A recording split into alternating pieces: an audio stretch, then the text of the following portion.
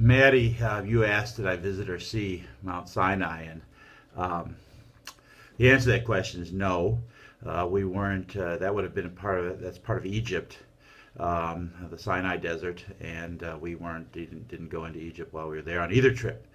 Now on the first time we went, when I went on the hiking tour of Israel in 2009, we were down in that area called Timnah in the Negev in the desert, and it was rocky and dry. And in fact, there's a kind of tree there, acacia tree. The wood of the ark came from an acacia tree, and these trees live hundreds of years without water.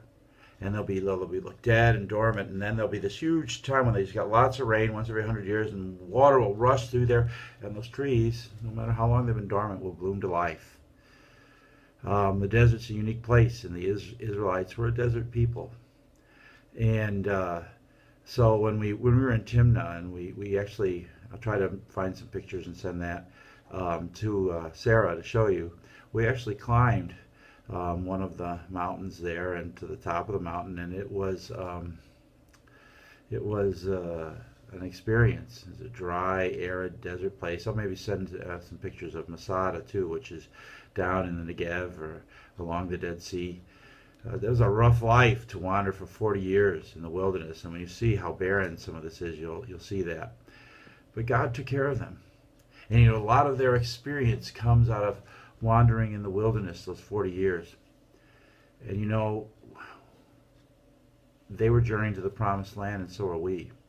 And so there's a lot to be learned from reading the story of Israel as they wandered in the wilderness, because we're, in a sense, in the wilderness now, waiting for Jesus, the greater Moses, to take us home to the promised land of heaven.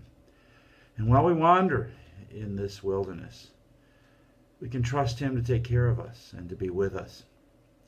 But did I see Mount Sinai? No, I wish I had. Someday I hope to go to Egypt, to Jordan, some of those places. But I didn't get to see it on this trip.